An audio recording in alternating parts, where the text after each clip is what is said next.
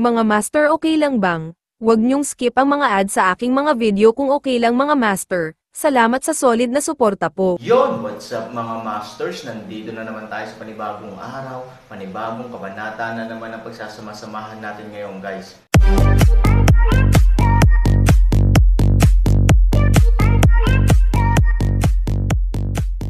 Bali mga masters, kung bago ka pa lang po sa aking YouTube channel, please click the subscribe button, lalong-lalo na po yung notification bell, guys, para maging connected pa rin tayo sa isa't isa at maging updated kayo sa mga susunod ko pang video. Bali mga masters, bago natin umpisahan ng kwento ay mag-shoutout po muna tayo para sa mga solid nating tagapakinig. Shoutout kay Jeps Healthfield at shoutout kay Norlisa Sugay. Yun na nga mga masters, no? Bali hindi na ito patagalin. In 3, 2, 1, let's go! Sino ka? Nagulat ang dalawang katulong, gayunpaman, bagaman binitawan ni Han Sanchen ang kanilang mga bibig, gumamit pa rin siya ng kaunting paglilinang upang harangan ang kanilang mga lalamunan. Ibig sabihin, nakakagawa sila ng mga tunog, ngunit kahit na ano, ang tunog ay hindi masyadong malakas. Wala kang dapat alalahanin kung sino kami, intindihin mo sana, ang mga kutsilyo namin ang nasa leeg mo ngayon, hindi ang mga kutsilyo mo sa leeg namin. Malamig na sabi ni Han Sanchen. Ikaw, anong gusto mong gawin? Ang isa pang katulong ay tumingin kay Han Sanchen na may masamang tingin, at medyo natakot sa oras na ito. I'm asking you something, if you answer masunurin, I can keep you safe, but if you have any evil intentions, I will send you to see the King of Hell right away. Naiintindihan mo ba? Malamig na sabi ni Han Sanchen, na may titig sa kanyang mga mata, isang mamamatay tao na espiritu. Parang tanggang tumanggo ang lalaki, sabay kindat sa unang lalaki, hinihiling na makipagtulungan. First question, ilan tao dito? Tanong ni Han Sanchen. I really don't know about this issue, although katulong kami dito. We are usually only responsible for the area we guard, kahit walang mangyari, babalik kami sa lugar na tinitirhan namin. Yes, we are telling the truth. Under such circumstances, we only know some of the situations and people near US, we really don't know the overall situation. Nang makitang hindi sila mukhang nagsisinungaling, si Han Sanchen ay medyo walang magawa, at pagkatapos ay marahas na sinabi, kung gayon gaano kalaki ang iyong lugar. We don't know how big this place is, as I said just now, our range of activities is not large. Kinagat ni Han Sanchen ang kanyang mga ngipin, at biglang itinulak ang kutsilyo sa kanyang kamay, nilaslas ng maliit na hiwa ang lalamunan ng lalaki, at dumaloy ang dugo sa gilid ng kutsilyo. Damn it, you don't know anything about it, are you kidding me? Galit na sabi ni Han Sanchen. May dugo, at bigla na lang nataranta ang lalaki. Tito, maawa po kayo, ang sinabi ko, totoo lahat ng sinabi ko. Malamig na sigaw ni Han Sanchen, kung hindi mo ako matanong sa totoong sitwasyon, mamamatay ka kahit sabihin mo ang totoo. Limitado ang pasensya ko, huwag kang magpakabait sa akin dito. I know that you guys can enter famous stores because you have been strictly trained and selected, and your level of loyalty is much higher than others. However, you can rest assured that I can enter your real place, naturally. Maraming paraan para pahirapan ka. Kung ikaw ay matalino at nagsasabi ng totoo, maaari kang magkaroon ng isang paraan upang mabuhay at magdusa ng mas kaunting pagpapahirap sa parehong oras. Pero kung hindi, wala akong pakialam na tikman mo ang aking mga pamamaraan. Imposibleng hindi malaman ng mga taong ito ang ilang impormasyon sa loob. Bagamat perpekto ang kanilang mga sagot ngayon, hindi ito nangangahulugan na hindi sila matalino. Sa makatuwid, ang tamang pagpilit ay ang tamang sagot. Maingat na binigyang pansin ni Han Sanchen ang mga pagbabago sa mga ekspresyon ng dalawang tao. Ang isang tao ay tila walang masyadong pagbabago sa ekspresyon, na nagpapakita na ang mental na kalidad ng taong ito ay halatang medyo malakas, kaya hindi siya natatakot sa banta ni Han Sanchen. Medyo takot na yung isa sa mga oras na ito, mas matalino nga siya, ngunit kung mas matalino ang tao, mas marami siyang iniisip, at kung minsan ay mas nag-aalala siya. Ikaw, anong gusto mong itanong? Kung alam ko, sasagutin ko talaga.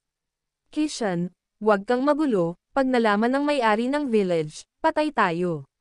Fourth, I have no choice, This man is too murderous. Kung hindi natin gagawin ang sinasabi niya, pareho tayong mamamatay, agad na sigaw ng lalaking nagngangalang Kishan. Malinaw niyang nararamdaman na hindi pangkaraniwan ang Han Sanchen, at ramdam pa niya ang lamig sa mga buto ni Han Sanchen.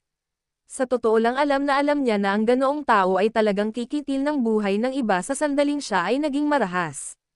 Kaya, ang pagpili ay mahalaga. Hindi ba ang lahat ng Trigon ito ay tinutubuan ng dugo? Ayaw magtanong ni Han Sanchen ng mga tanong na masasagot ng mga pangkalahatang sagot, dahil mahirap para sa iyo na sabihin kung ang kausap ay nagsasabi ng totoo o umiikot sa mga bilog. Ang kanyang kasalukuyang tanong ay direktang nilinaw ang lahat. Oo o hindi lang ang masasagot mo. Ikaw ang may pananagutan sa pagpapalaki ng mga Trigon ito, huwag mo akong sabihin kahit ano, hindi mo alam, banta ni Han Sanchen sa malamig na boses. Napag-usapan na ito ni Han Sanchen, at alam ni Kishan na imposibleng lokohin siyang muli. Kaya, masasabi lang niya ang totoo. Walang paraan si Han Sanchen ng ahas na tanungin ito, na nagpapatunay na dapat siyang may alam.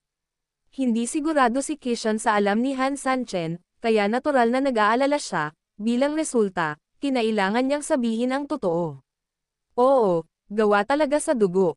Dapat kasama mo ang gang ng Men in Black na umatake sa Yetian City, diba? Nagtanong muli si Han Sanchen, alam ko bang gumagamit din sila ng mga blood pool at mga daluyan ng dugo, kaya, ikaw ang koneksyon ay ganap na magkatulad, kung hindi mo sasabihin sa akin, hindi mo alam. Ito, hindi ko talaga alam ito. Okay, malamig na ngumiti si Han Sanchen, at sa sumunod na segundo, ginalaw niya ang mahabang kutsilyo sa kanyang kamay, at diretsong pinunasan sa leeg ang lalaking nagngangalang Lausi. Sinubukan ng ikaapat na bata na takpan ang kanyang leeg gamit ang kanyang mga kamay, ngunit sa sandaling tinakpan niya ito, bumulwak ang dugo. Ilang beses lang siyang pumiglas, saka bumagsak sa lupa at tuluyang tumigil sa paggalaw. Ngayon, alam mo na. Alam ni Han Sanchen na kung minsan ay kailangang gumamit ng kaunting kulog, kung hindi, maliban kung ang kutsilyo ay ilalagay sa leeg ng grupong ito ng mga tao, ang mga taong ito ay hindi makakaramdam ng anumang banta. Ang pagpatay ng manok para takutin ang mga unggoy ay dapat. You still don't have to know. I will send you to the west, but I believe na sa dinami-dami ng tao dito, may magsasabi sa akin. Ito ang kakaiba sa puso ng tao. Sa tingin mo lahat ay nasa parehong pahina, ngunit kung minsan ay palaging may mga tao na tahimik na humiwalay sa buong koponan at gumagawa ng ganap na kabaligtaran.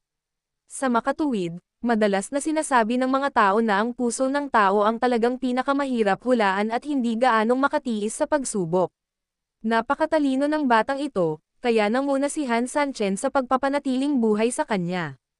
Kung tutusin mula sa pag-iisip ng batang ito, tiyak na malinaw sa kanya na ang mga salita ni Han Sanchen ay hindi kasing simple ng pananakot sa kanya. Basta't maingat kang mag-isip at magsuri, hindi maiiwasang makita mo na ang sinabi ni Han Sanchen ay totoo. Hanggat walang conflict of interest or some threat, dapat magkaisa ang lahat, pero kapag hindi na ganito, ganap na magbabago. Kilalang kilala din ito ni Kishan, hindi niya sasabihin, pero natural may magsasabi. Sa makatuwid, hindi na kailangang itapon ang iyong buhay para sa ilang tinatawag na mga lihim. Pagkatapos mag-isip sandali, tumanggo siya, oo, ang sikat na tindahan ay may kinalaman sa mga lalaking nakaitim. Anong klaseng relasyon, paki-explain ng malinaw. Although they are not the same group as US, in general, they are the same superior, you can understand that we are two departments. Ito ay higit pa o hindi gaanong pareho, at ito ay karaniwang naaayon sa marami sa mga ebidensyang natuklasan ni Han Sanchen. Sa ngayon, okay, ano ang silbi nitong trigo? Patuloy na nagtanong si Han Sanchen, bakit ito ay mas mahalaga kaysa ginto sa iyong paningin? Ang mga trigong ito ay mukhang ordinaryo, ngunit sa katunayan sila ay ibang-iba, nangangailangan ito ng maraming dugo upang masuportahan, ngunit kapag ito ay lumaki, ang trigo ay nagiging lubhang demonyo, kaya't maaari mong isipin ang mga bagay na ito bilang mga elixir ng demonyong enerhiya, ang pagkain ng isa ay lubos na mapapabuti ang iyong paglilinang. Naiintindihan. Medyo malapit din ito sa inaasahan ni Han Sanchen. Sa kasong ito lamang magiging lubhang mahalaga ang trigo. Okay, I'm asking you, Bakit ilang araw ang pag-aani ng trigo kaysa dati? Ano ang dahilan? Ito, nag-aalangan si Kishan. Nang makita ang kanyang pag-aalinlangan, malinaw na alam ni Han Sanchen na tiyak na nagtanong siya tungkol sa pangunahing bagay, na isang magandang bagay. Kung sasabihin mo, hindi ka mamamatay, ngunit kung hindi mo sasabihin, tiyak na mamamatay ako. Nang matapos siyang magsalita, kinuha ni Han Sanchen ang ilang amethyst mula sa kanyang bag at inihagis sa lupa. With this money, if you can find a way to sneak out, you can live happily and comfortably for the rest of your life. It will be much better than being a servant here. What do you think? Idinagdag din ni Ivory, bukas ng umaga, aalis ang mga bisita, at mababawasan ang depensa ng sikat na tindahan, maaari mong samantalahin ang kaguluhan at umalis sa oras na iyon. Alinman sa paraan, ang isang tao ay namatay, ngunit kung ang isa ay namatay, mayroong isang tiyak na posibilidad na maaari kang makalabas ng buhay, at maaari ka pa ring mabuhay ng medyo maayos. Kung gayon, ang pagpipiliang ito ay hindi napakahirap para sa ilang mga tao. Okay, masasabi ko sa iyo. Yun na nga mga masters, no? Bali panibagong kabanata na naman yung natapos natin ngayong gabi. Muli, maraming salamat po talaga sa walang sawang suporta po sa aking YouTube channel na talagang inaabangan nyo po ang bawat upload ko po. Bali mga masters, magkita-kita ulit po tayo bukas ng gabi at ngayon po ay magpapaalam po muna tayo. Bali mga masters, bye-bye!